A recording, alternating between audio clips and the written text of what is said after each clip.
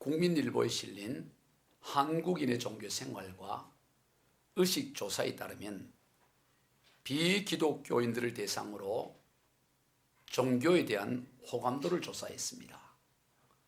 즉 다시 말해서 교회에 다니지 않는 사람, 예수 믿지 않는 사람들을 대상으로 종교에 대한 호감도를 조사했는데 1위가 어디냐면 불교였습니다. 32.9%. 2위는 그보다 한 3% 떨어진 29.9%인 천주교였어요. 교회가 되었으면 좋을 텐데. 그리고 3위는 11.3%. 어딜까요? 유교였어요. 유교가 11.3%. 교회는, 기독교는 4위인데 6.8%였습니다. 그리고 무속이 3.9%. 저는 그 국민일보 기사를 보면서 나름대로 충격을 받았어요. 우리 기독교가 어쩌다가 이렇게 되었는가? 부끄럽기 짝이 없는 일이지요. 이러한 기사를 취재하고 기재한 기사가 말미에 기독교에 대해서 이렇게 결론을 내줘요. 무종교인을 포함해서 다른 종교를 가진 이들에게 대한 전도의 문이 사실상 닫혀 있음을 드러낸다. 이렇게 드러내요. 신문 기자가 이제 기독교 교회 이 복음의 문은 닫혔다 이렇게 결론을 내려요. 기가 막힐 일 아닙니까? 학사 에스라가 고백한 대로 부끄럽고 낯이 뜨거워서 감히 하나님을 향하여 얼굴을 들지 못할 지경입니다. 그러한 때에 오늘 우리 교회는 새생명 초청잔치로 그렇게 지키고 있습니다. 여러분, 그럼 왜 세상 사람들은 이토록 기독교에 대해서 거부감을 느낄까요? 교회가 무슨 큰 잘못을 범했기에 이러한 지경에 이르렀을까요? 여러 관점에서 살펴볼 수 있을 것입니다. 목회자의 자질 부족. 뭐 저런 사람이 목사라고 그래. 어쩌면 저도 여기에 해당될 수도 있어요. 지나친 기복주의 신앙. 그저 이 세상에서 남들보다 더 성공해야 되고 더 잘 살아야 되고 더 부자가 돼야 되고 그런 기복주의 신앙. 또 교회의 분열, 원로 목사와 담임 목사의 갈등, 장로와 목사와의 갈등, 교우들 간의 갈등, 소송. 또 기독교의 모습을 한 사이비 이단들. 사실 기독교가 아님에도 불구하고 교회라는 이름으로 온갖 못된 짓을 하고 있는 사이비 이단들의 문제야. 지나친 개교회 중심주의, 또 기독교인들의 말과 삶의 불일치, 즉 위선적인 삶 등등 여러 원인을 들 수가 있을 것입니다. 그리고 각각 그 나름대로 일리가 있습니다. 반박하기 어려운 사실에 근거하고 있어요. 할 말이 없습니다. 이러한 나열된 일들에 대해서 저는 변명할 만한 그런 준비가 되어 있지 않아요. 변명할 말이 없어요. 목사로서 깊은 책임감을 가집니다. 그런데 여러분, 그렇다고 해서 기독교에서, 즉 교회에서 전하는 진리가 거짓이냐 하는 것이에요. 비록 지금 교회는 세상 가운데 버림당하고 있고 관심조차 기울이지 않고 있는 저 무속 다음 정도 수준에 있는 그 수준으로 떨어져 있지만 교회가 전하고 기독교가 전한 이 복음의 진리가 그러면 거짓이냐 하는 것입니다. 만약 기독교가 전하는 이 진리가 거짓이라면 세상 사람들의 무관심은 크게 문제될 것이 없습니다. 어차피 거짓인데 그거 뭐 관심이 있고 없고 뭔 의미가 있겠어요? 그런데 그렇지 않다는 거예요. 그래서 이것이 더욱 심각한 문제입니다. 교회가 전하는 복음이 진리라는 데 문제예요. 이것이 유일한 길이라는 데 문제인 것입니다. 그러한 가운데 세상 사람들은 기독교에 대해서 유교보다도 절반에 해당되는, 유교의 절반 정도에 해당되는 호감도를 갖고 있으니 이 책임을 누가 져야 하고 이제 우리는 어떻게 해야 하느냐 하는 것입니다. 오늘 새생명 초청 잔치 날 이런 말씀을 드려서 죄송해요. 저도 새생명 초청 잔치를 준비하면서 어떤 말씀을 가지고 나눌까 준비하는 가운데 이 국민일보 기사를 보고, 이건 사실 피해야 될 내용이잖아요. 새생명 초청 잔치에 새생명 이제 복 받고 좋다 이런 얘기해야 되는데, 이거를 나누게 되는 것은 하나님이 이 부분을 나누라는 감동이 내게 강하게 왔어요. 어떻게 해야 되냐 말이에요. 어떻게. 그런데도 불구하고 오늘 여기에 생명으로 오신 분들은 참 대단하신 분이에요. 별로 오지는 않았지만 세상에 그러니까 관심이 없으니까 그래도 몇 명이라도 왔다는 거, 참 귀한 일이에요. 오늘 본문에서 예수님께서는 우리 그리스도인들을 향해 세상의 소금이요 세상의 빛이라고 말씀하고 있습니다. 그런데 세상의 소금이요 빛은 우리 그리스도인들의 소금이 이 맛을 잃어버리고 빛이 어두워져 버린 것입니다. 본문 13절입니다. 너희는 세상의 소금이니 소금이 만일 그 맛을 잃으면 무엇으로 짜게 하리요? 후에는 아무 쓸데없어 다만 밖에 버려져 사람에게 밟힐 뿐이니라. 짠 맛을 잃어버린 소금, 아무 쓸모가 없다는 거예요. 물론 이 소금은 오늘 우리가 먹고 쓰는 이 천일염 소금은 아니에요. 천일염이 짠맛을 잃어버릴 리는 없잖아요. 여기서 소금은 암염을 말해요. 바위 속에 있는 소금을 말해요. 암염의 이 소금 가운데 소금기가 빠져나가 버리면 그건 더 이상 소금이라고 할 수도 없고, 그저 길에 버려져 사람들이 걸어 다닐 때 밟히는 그런 포장재료 정도로만 사용될 뿐이라는 것이죠. 맛을 내지 못하는 소금. 이 더욱 문제는 뭐냐? 소금이 맛을 내지 못한다는 것보다 더 문제는 뭐냐면, 그러면 소금 대신에 다른 대체제가 있느냐 하는 거예요. 여러분, 소금이 맛을 잃어버렸는데 그럼 뭔가 다른 것으로 대체제로 써야 되잖아요. 그런데 소금을 대체할 수 있는 대체제가 없다라는 것이 더 문제라는 것입니다. 여러분, 오늘 저와 여러분이 소금의 맛을 잃어버리면 이것을 대신할 대체제가 없다는 거예요. 그래서 사람들은 소금인 줄 알고 비슷한 거 찾는 거예요. 하얀 모래를 보니까 이거 소금처럼 생겼네. 여러분, 하얀 모래를 소금인 줄 알고 그걸 한 숟가락 떠서 하면 어떻게 되겠어요, 결과가? 소금을 대신할 수 있는 게 없어요. 그러므로 소금이 소금의 기능을 감당하고 그걸 회복해야 되는 것입니다. 그러면 소금의 주된 기능이 무엇일까요? 오늘날처럼 냉장고가 없던 시대는 음식물 썩지 않도록 방부하는 역할을 했습니다만은 그것이 주된 역할은 아니에요. 소금의 가장 핵심적 기능은 뭐냐면 그것은 바로 맛을 내는 거예요. 맛인 거예요. 맛. 간을 맞춘다 그러잖아요. 여러분, 소금이 들어가지 않으면 아무리 좋은 음식 재료가 있어도 음식에 맛이 나질 않아요. 소금의 첫째 기능은 뭐냐? 맛을 내는 거예요. 음식에 맛을 내는 거. 그리고 이 소금은 인간의 생존의 필수품입니다. 여러분, 소금이 없이는 사람이 살 수가 없어요. 우리의 그 피 속에도 염분이 들어있고 소금기를 먹지 않으면 생명이 유지될 수가 없는 것이죠. 그래서 제가 소금에 관한 그 기능이 얼마나 있나 하고 제가 자료를 찾아봤어요. 여러분, 소금의 용도 어디에 쓸 것 같아요? 몇 가지 쓸 것 같아요. 반찬으로도 쓰고 할 때 만들 때도 쓰고 방부제 쓰고.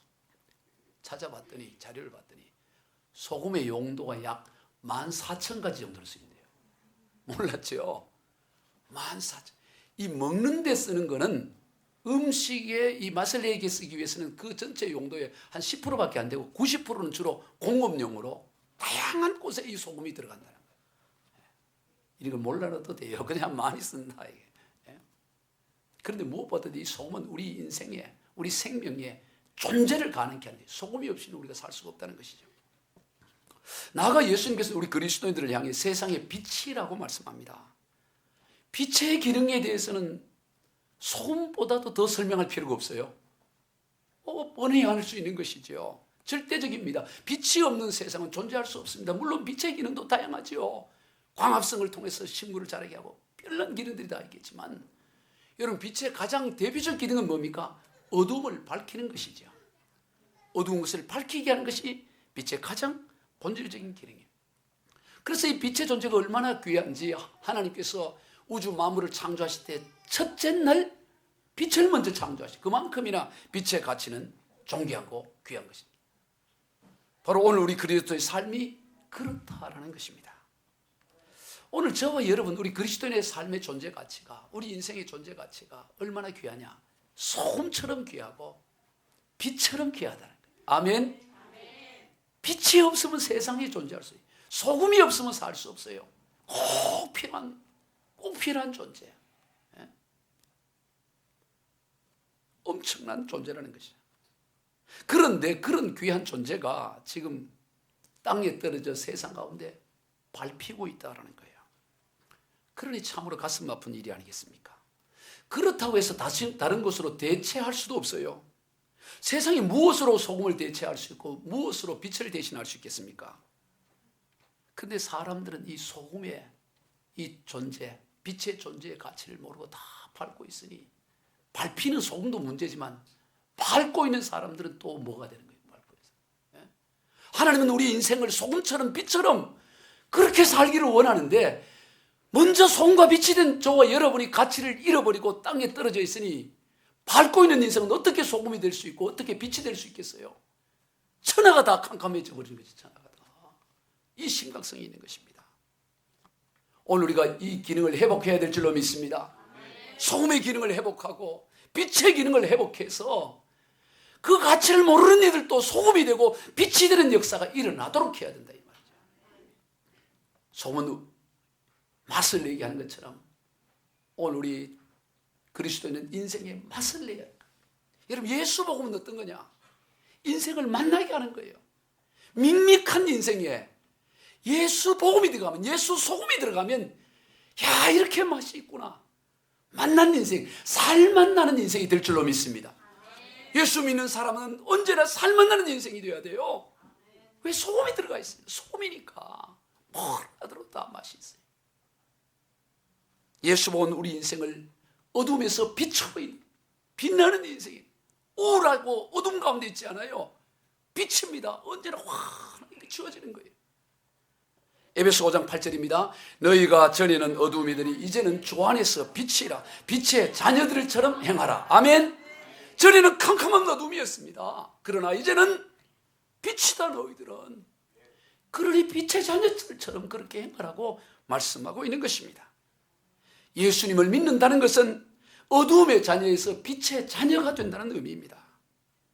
성경은 이 세상을 어두움으로 규정하고 있어요. 천하에 뭐 별난 걸 다 있고, 이번에 우리 성지순례 동안에 두바이 갔는데요. 세계 최고의 그 123층인가 빛을 하고 분수 쇼를 하고, 아니 성지순례인데 왜 그래? 아니 싸게 가려고 그거 거쳐서 가다 보니까, 두바이 거쳐서 간다고 그 하룻밤 거쳐서 간 거예요. 일부러 뭐 돈도 없는데 그거 보러 간 게 아니고, 원래 그냥 호텔에 가 자야 되는데 5만 원 더 주니까 그 구경을 시켜준다 그래가지고 우리 20명이 더 한 거예요. 다 굉장한 쇼, 세계적으로. 그러나 성경은 뭐라고요? 어둠이다 이러면 성경은. 성경은 세상을 어떤 물질 문명이 발달하고 뭐 대단한 걸 가져도 어둠으로 규정하고 있다는 것입니다. 그리고 예수님을 찬빛이라고 말씀해요. 우리 요한복음 1장 9절로 10절.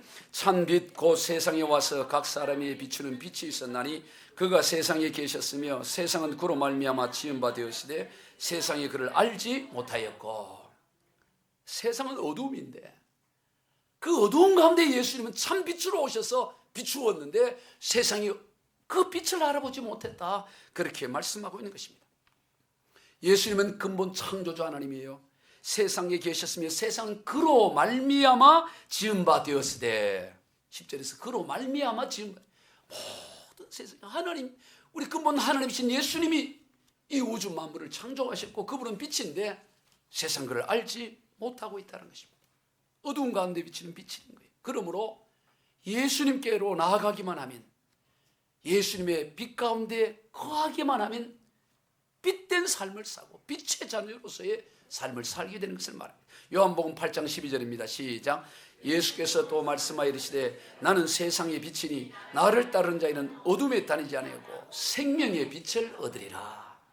여러분, 놀라운 말씀이에요. 여러분, 오늘 이 말씀 하나만 깨닫고 가도 여러분 인생에 놀라운 축복을, 예수님이 나는 세상의 빛이다, 나를 따르는 자는 어둠에 더 이상 다니지 않고 생명의 빛을 얻는다라고 분명하게 말씀해요.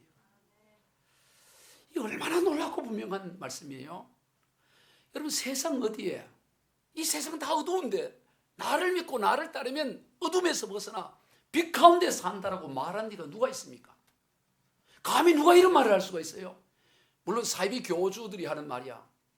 그것들이 그냥 지 하고 싶은 대로 하니까 그거 말할 것도 없고, 고등 종교, 고등 철학자 가운데 누가 감히 나는 세상의 빛이니 나를 따르고 내 안에 거하기만 하는 절대로 어둠이 아니고 빛 가운데 살 수 있다라고 말한 자가 누가 있냐, 말이라도 한 자가 누가 있냐 이 말이에요. 공자 선생님이 그런 말을 했습니까? 석가모니가 그런 말을 했어요. 마호메시 그런 말을 했습니까? 소크라테스가 그런 말을 했습니까? 누구도 그런 말조차 하지를 못했어요. 저는 어렸을 때 유교 문화가 아주 강한 그런 곳에서 초등학교, 중학교, 고등학교 시절을 보냈어요. 늘 어른들 만나면 누가 양반이냐, 누가 쌍놈이냐, 제사 어떻게 지내야 되느냐, 감을 어디 갖다 놔야 되고, 뭐 그런 거 갖고. 안동 알죠? 안동. 유교 문화. 3년상 치른 거 아니에요? 3년상? 3년상은 제가 봐도 이제 다 1년상은 다 치렀어요. 1년상. 다 어른이 돌아가시면, 집안에 돌아가시면 다 혼백을 모셔놓고 아침 저녁으로 제사를 드려요. 밥을 떠서 1년간 다. 예전에 3년이 했는데 제가 초등학교, 중학교, 고등학교 때까지 다 1년상, 동네 1년상 안 치르면 그건 쌍놈이 있을 수 없어요. 다 그런 집안에. 그런데 중학교 갔는데 중학교 때 한문 시간에 제가 공자 선생님이 한 말 보고 내가 놀랐어요. 유교의 최고 어른이 공자 아니에요? 공자 선생님이 뭐라 그랬냐면은 아침에 도를 드리면 저녁에 죽어도 좋다. 그런 거예요. 한번 띄워보세요. 조문도 석사가이라. 이게 논어의 2인편에 나오는 거예요. 이 조라는 게 아침조예요. 아침에 들을 문도, 도 진리를 아침에 들으면 석 저녁에 사 죽어도 가히 가능하다 이래. 예? 아침에 내가 진리를 깨닫고 들으면 나는 저녁에 죽어도 여한이 없다는 거예요. 이 말은 뭔 말이에요? 도를 모른다는 거니, 도를. 공자 선생도 진리 있고 도를 모른다는 거야. 그래서 아침에 도를 내가 깨닫기만 하고 듣기만 하면 난 죽어도 여한이 없다 그러니, 저녁에 죽어도 여한이 없다 그러니, 이 뭐냐 말이야. 지금 이 공자 선생을 최고로 여기는 동네에서.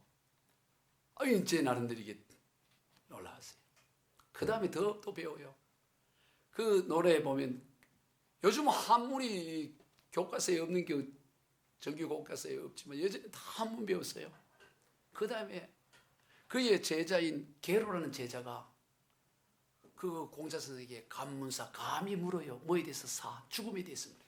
선생님, 죽음 이후에 어떻게 됩니까? 이렇게 물어요. 그럴 더 놀라운 말을 해요. 뭐라고 얘기하나 띄워보세요.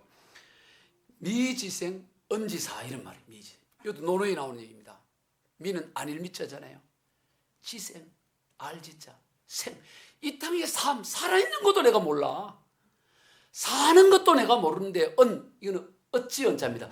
어찌 지사, 죽음 이후에 내가 알겠냐 이런 얘기예요. 이 여론이 솔직은 하지요. 그러나 이 살아가는 이 삶조차도는 모르는데 어떻게 죽음 이후를 내가 알 수 있느냐, 이 말을 했다. 이 말을. 물론 하나님이 저를 주의 종으로 부르시려고 그때 이게 감동이 되게 했는지 몰라요. 공자도 그러면 이거 죽음 이유를 모르고 있네. 모르고 이게 뭐야 이렇게. 그러다가 중학교 3학년 때인가 2학년 때, 그럴 때 이 크리스마스 때, 예전에는 주말의 영화라는 게 있어요. 주말에 처음 TV가 보급되고 요즘은 뭐 TV 여러분 잘 안 보지만 토요일 주말의 영화, 일요일 주말의 영화 이래. MBC 여러분 알아요? 그 주말의 영화가 아주 인기 있었다고. 주말의 영화를 하는데 그때가 성탄 시즌이다 보니까 뭐를 틀어줬냐? 10개라는 영화를 틀어줘요. 10개. 그걸 제가 보는데 영화를 보는데 울면서 본 거예요. 울면서. 정말 야 하나님 정말 살아계셔. 울고 막 감동을 그때 받. 나 예수 믿어야 되겠다 믿음을 가진 거예요 그때. 그래가지고 어디 나갔냐? 산골에서 시내를 간 거예요. 시내. 가서 문구점에 가서 십자가를 하나 샀어요. 십자가. 그래놓고 집에 걸어놨다고. 그러고 학교 갈 때도 그 십자가 앞에서 기도를 어떻게 할지도 모르니까 어떻게 본 것은 있어서 이게 이렇게 하여튼 십자가 한번 찍고 한번 절하고 갔다 와서 또 한번 이렇게 찍고 이렇게 끝나고. 근데 옆방에는 뭐가 있었냐? 신주단지를 모시다고. 저는 그렇게 했어요. 그렇게. 그렇게 늘 기도하고 했다고. 하나님 참 특별하죠. 그리고 이제 고등학교를 가는데 고등학교는 이제 시내를 가는데 그 당시에는 뭐냐면 이렇게 추첨을 해요. 추첨을 해서 가는데 어디를 가냐? 선교사님들이 세우는 미션 스쿨에 가게 된 거예요. 그래서 예수를 믿게 되고 하여튼 뭐 여러 과정을 거쳐서 오늘 여기까지 오게 된 거예요. 그 계기에 보면 한문 시간이 도움이 된 거예요. 한문 시간이. 예? 아니 삶도 모르는데 어떻게 죽음이 올라왔냐? 거기서 뭔 진리를 빼달아요? 그거 뭐 들을 게 있어요? 그런데 오늘 예수 그리스도는 분명하고 확실하게 말씀해요. 애매하지가 않아요. 그럴 것이다가 아닙니다. 확정적으로 말씀을 합니다. 요한복음 14장 6절입니다. 예수께서 이르시되 내가 곧 길이요 진리요 생명이니 나로 말미암지 않고는 아버지께로 올 자가 없느니라. 확실하잖아요. 나 외에는 길 없어. 이렇게 누가 감히 이런 말을 합니까? 이런 말을.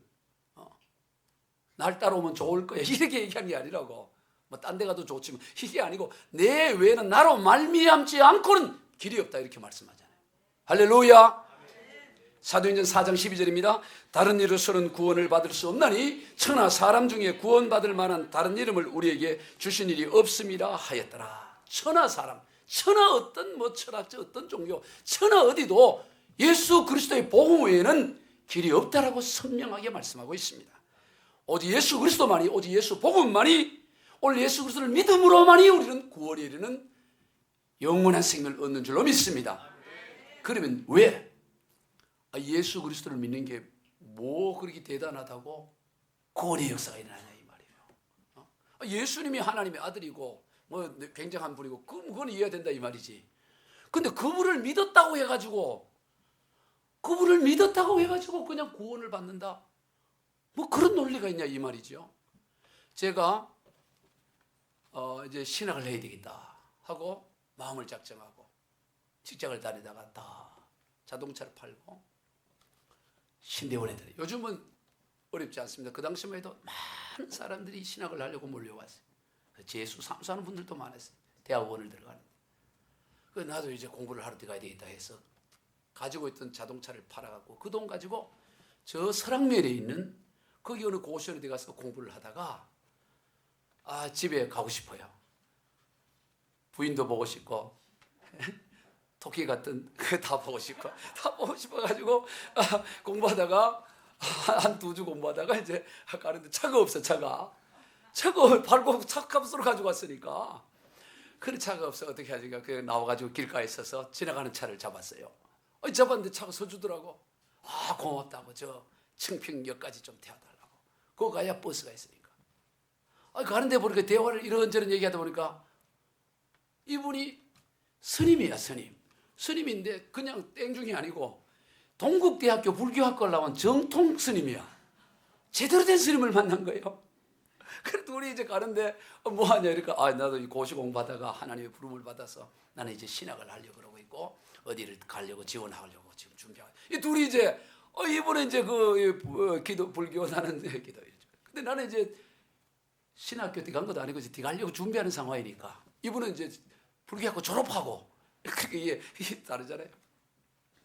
근데 그분이 말이 기억나요. 그 사람 얘기가 그거야. 아니 다 좋다 이거예요. 예수. 그런데 그냥 믿는다고 구원받는 그게 뭐냐 이거지.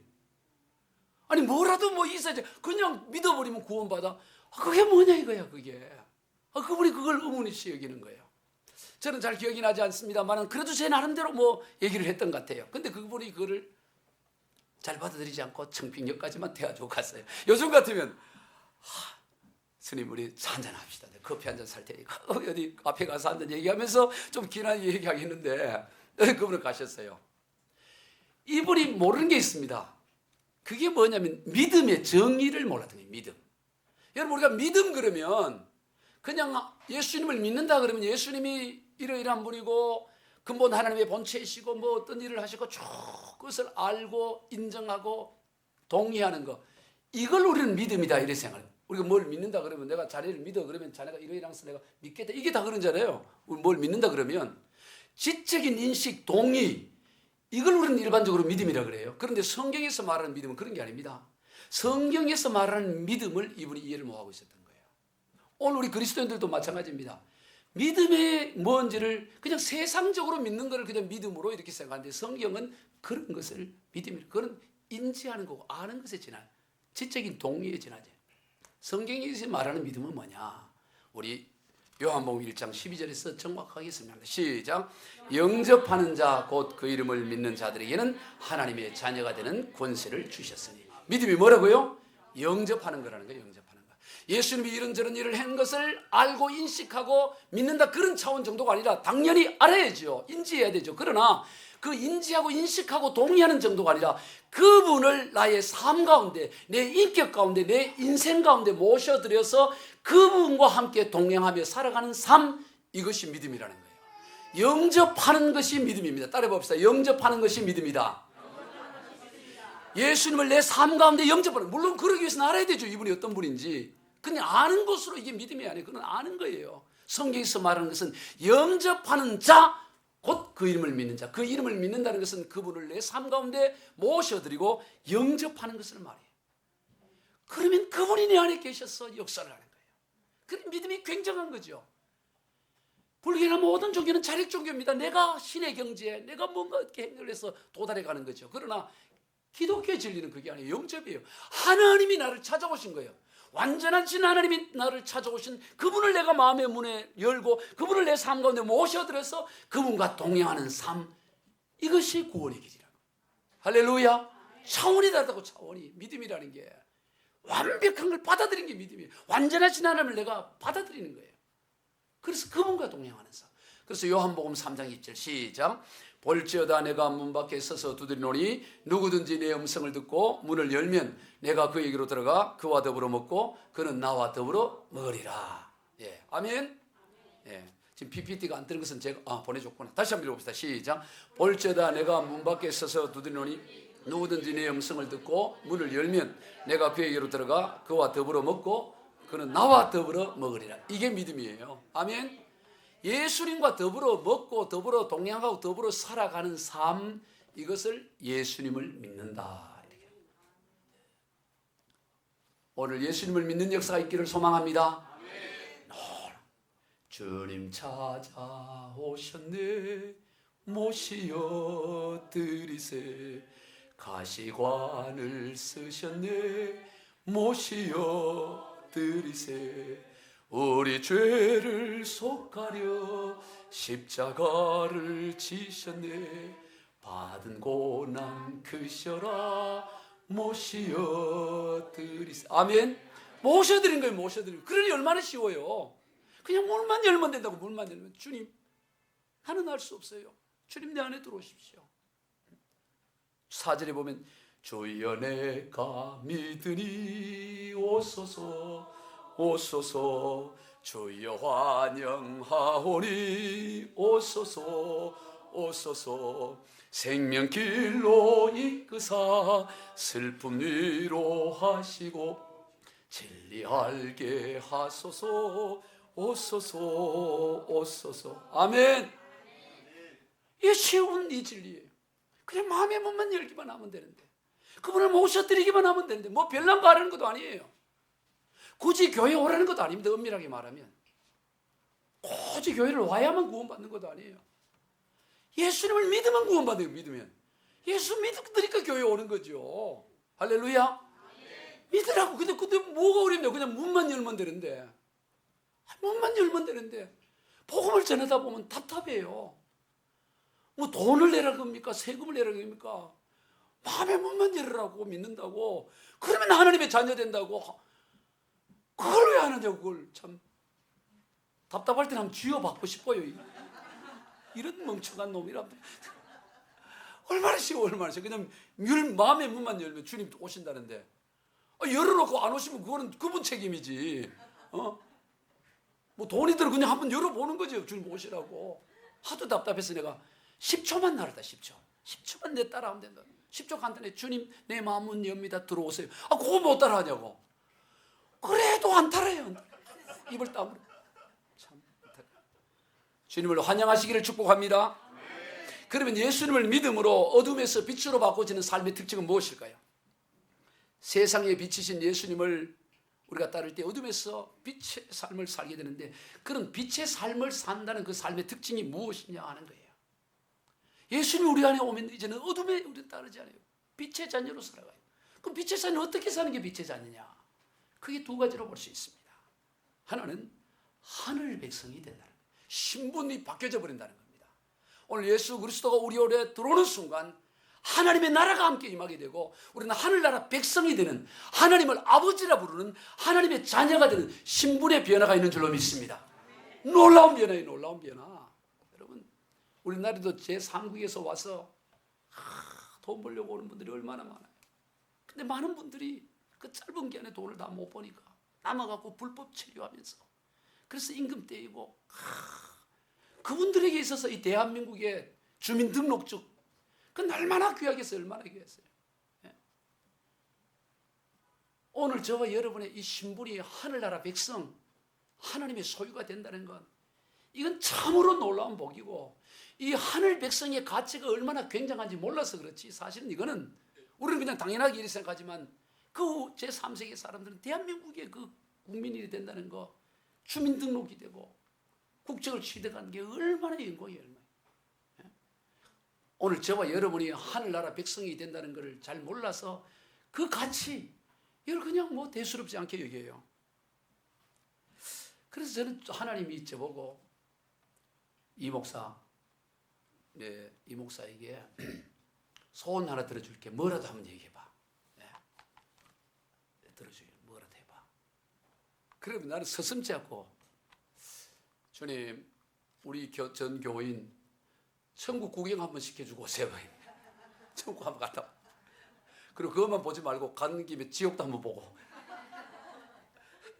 그래, 전도하고 난리가 날 거야. 너무 열심히 가고 내가 피곤할 것 같아. 갔다 오고 나면은 천국 갔다 오고. 예? 천국을 안 가보고 지옥도 안 가보니까 뭐 열심히 안 되는 거야. 예?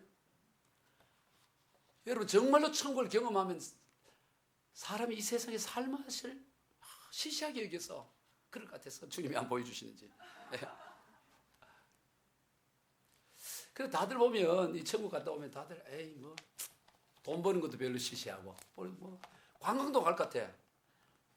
뭐 유럽 좋다 그래봐야 천국 가보니까 천국 변두리만도 못 하는데 그 뭐 내가 나이아가라 폭포 이나가라는 상관은 그 가지도 않을 것 같아. 왜 천국 가보니까 이 세상 삶하셔서 빨리 천국 가야 돼. 이럴까 봐 이 하나님 보여주지 않는 것 같아. 여러분, 사도 바울이 그랬어요. 사도 바울이 천국을 경험합니다. 삼층천의 천국을 경험해요. 그리고 와서 하는 말이 이런 말을 합니다. 빌립보서 1장 23절 시작. 내가 그 둘 사이에서 기었으니 차라리 세상을 떠나서 그리스도와 함께 있는 것이 훨씬 더 좋은 일이라 그렇게 하고 싶으나 내가 육신으로 있는 것이 너희를 위하여 더 유익하니. 천국을 경험했던 사도 바울이 와서 나 정말 떠나고 싶어. 천국과 세상 사이 내가 중간에 끼어서 지금 끼어 있는데 내가 진짜 원하는 거는 그리스도와 함께 있는 것이 그냥 더 좋은 게 아니에요. 훨씬 최상급이에요. 나 그냥 떠나서 하늘나라 가고 싶어. 난 이게 제일 좋아. 나 정말 그렇게 하고 싶다는 거예요. 바울도 얼마나 위대한 사역자입니까? 성경 13권 10개원을 기록했고 위대한 복음의 사역자인데도 그냥 천국 가고 싶은 거예요. 왜? 갔다 와보니까. 그런데 왜 안 가느냐? 내가 남아있어서 너 빌립보 교회 여러 교회 성도들을 가르치고 세워서 그들도 천국 백성 되게 너희들 유익을 위해서 내가 있는 거지. 내 개인적 유익이라고 하면 난 하루도 좀 빨리 가고 싶어 이런 얘기예요. 그만큼이나 천국 백성이 된다는 것은 놀라운 일이에요. 영원한 생명을 얻는 것보다 더 큰 복이 없어요. 오늘 저와 여러분에게 그 복이 있는 줄로 믿습니다. 다른 건 좀 부족하지라도 영원한 하늘나라 소유, 하늘나라 백성, 영원한 생명을 얻은 게 됐다. 이게 얼마나 놀라운지 몰라요. 이런 이야기가 있어요. 한 선비가 나룻배를 타고 건너가고 있는데 사공이 이렇게 배를 접고 가는데 갑자기 폭풍이 불어닥친 거예요. 그러니까 배가 심하게 흔들리고 이러니까 선비가 얼굴이 하얗게 질리는 거예요. 그 사공이 물어요. 나으리 무섭습니까? 이렇게 물어. 그렇게 체면이 말이 안 되잖아요. 그래서 마음이 상한 거예요.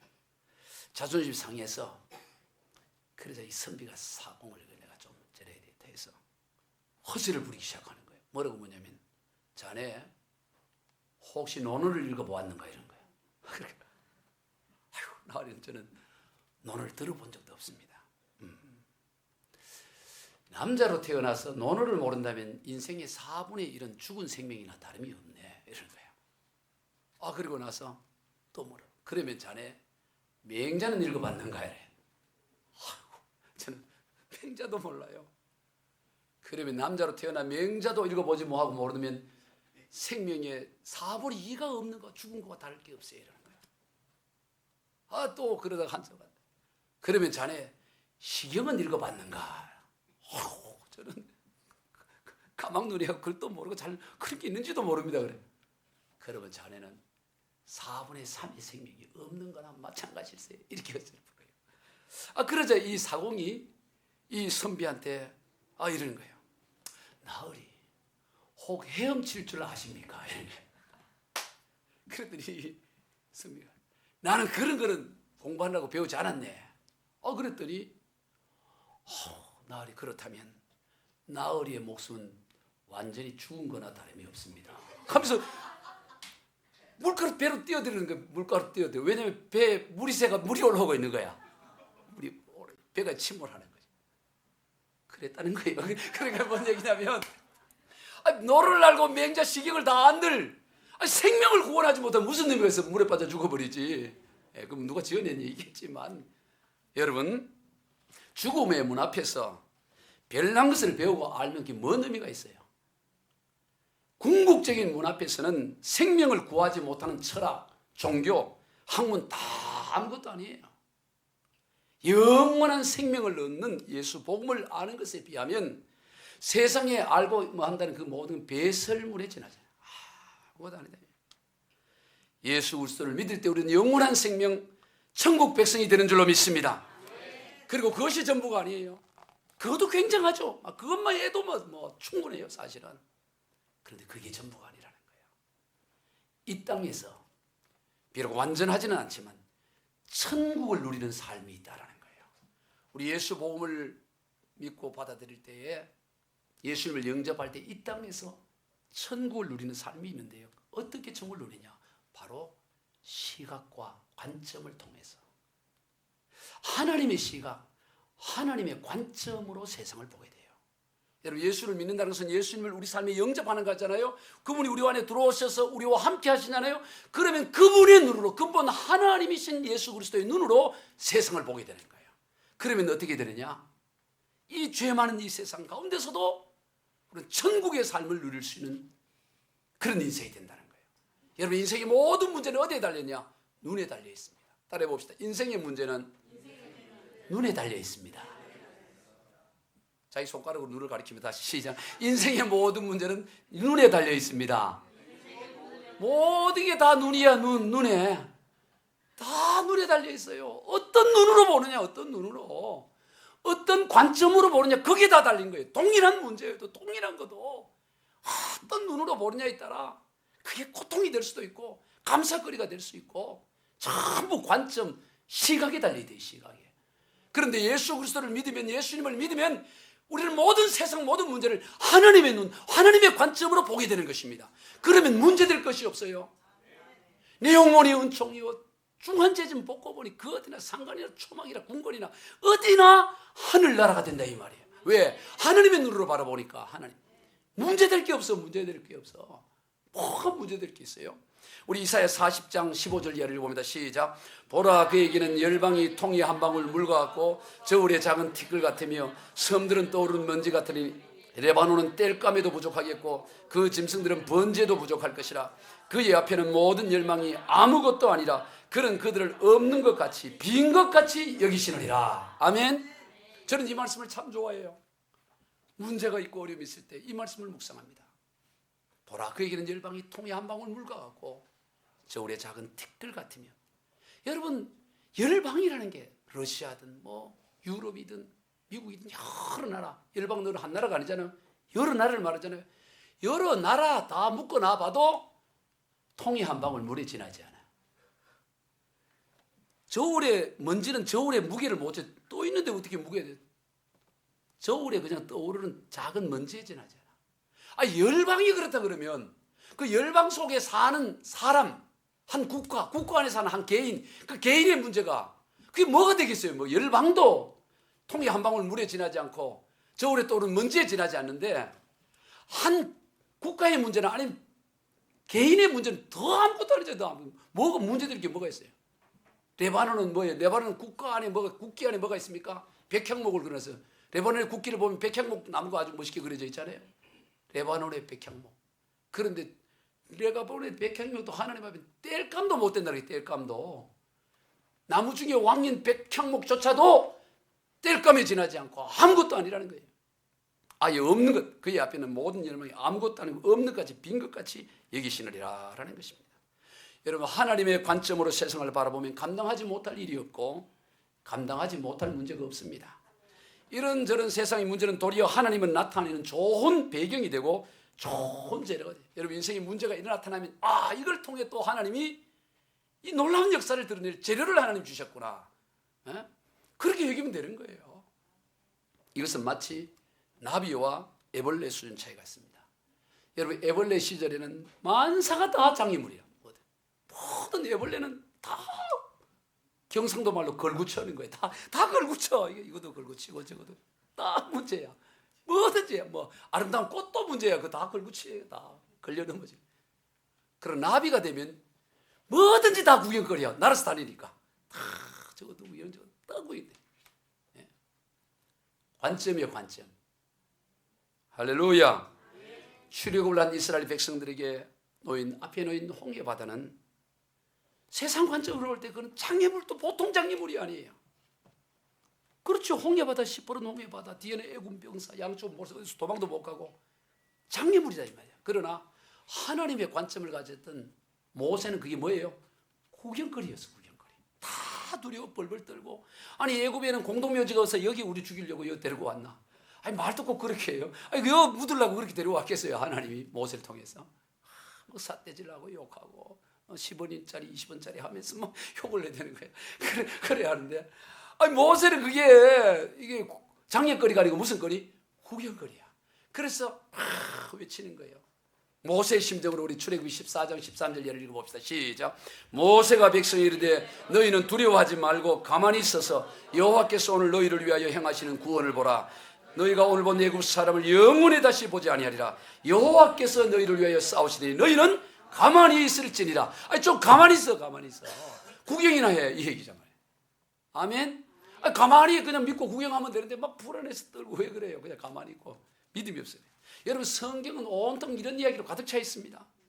똑같은 가나안 땅을 보고 정탐해 왔지만 어떤 일은 그 땅은 그들에 비하면 자기 메뚜기처럼 너무나 초라한데 어떤 이들이 그럼 먹잇감이 그냥 주워 먹기만 하면 돼.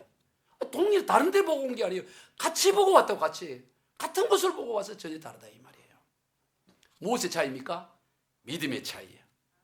관점의 차이입니다. 아멘. 믿음과 관점의 차이. 믿음과 관점이지. 오늘 저와 여러분 빛의 자녀입니다. 빛이 있으면 모든 게 다 구경거리야. 빛이. 그런데 여러분, 빛을 잃어버리면 다 장애물이야. 다. 제가 몇 해 전에 저희 집 뒤에 있는 뒷산인 관악산을 갔다 왔어요. 뒷산이 관악산이야. 그래서 갔다 왔는데 제 혼자 가지 않고 우리 자녀 셋을 데리고 갔어요. 야, 우리 산에 한번 갔다 오자. 근데 그게 오후 늦은 시간이었어요. 야, 늦은 시간에 가는 것도 좋아.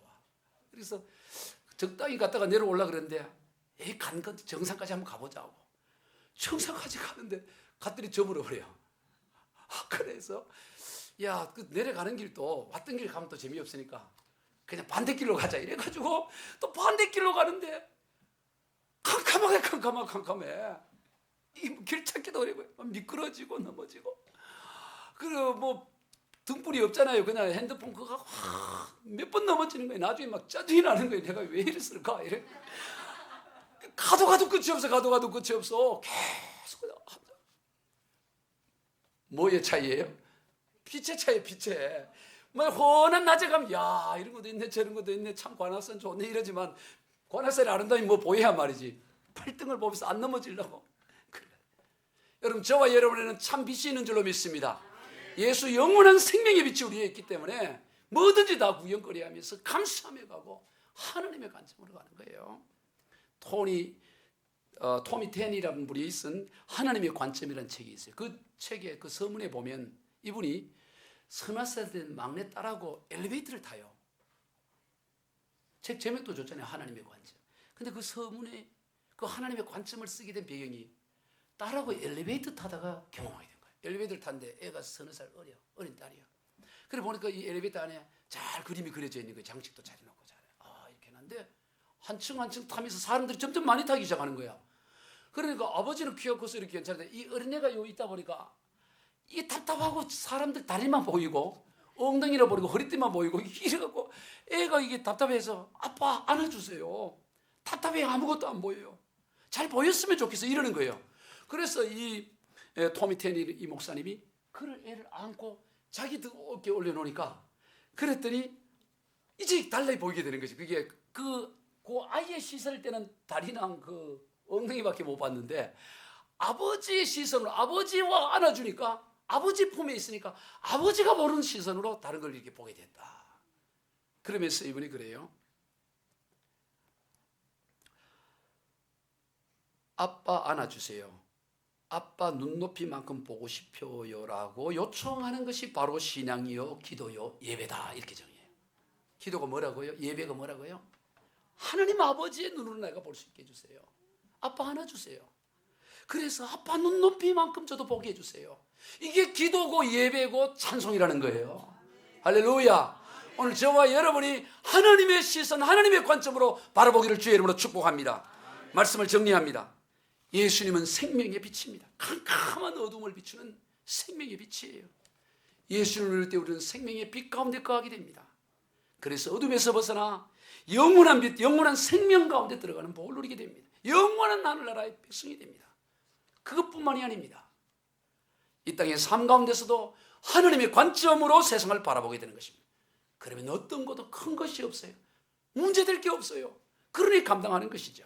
우리 모두 예수 그리스도를 믿고 영접하여 그러한 복된 인생이 다 되시길 주 예수 그리스도 이름으로 축복합니다. 기도하겠습니다. 하나님 아버지 감사합니다. 오늘 새수면 초천잔치를 맞이하여 예수 그리스도의 복음을 우리가 믿고 예수님을 영접하는 삶이 얼마나 굉장하고 복인지를 오늘 말씀을 통해 깨닫게 해주셔서 감사합니다. 오늘 이 자리에 온 모든 심령들이 마음의 문을 활짝 열고 예수님 영접하여 예수 믿어 하늘 백성 되게 하시고 하나님의 관점으로 살아가는 복을 누리게 하여 주옵소서. 이 엄청난 복을 하나님이여 어리석어 버리는 이 보석 중에 보석인 이 복음을 외면하고 밟아버리는 어리석은 자 한 사람도 없게 하여 주옵소서. 축복하며 예수님의 이름으로 기도드리옵나이다. 아멘.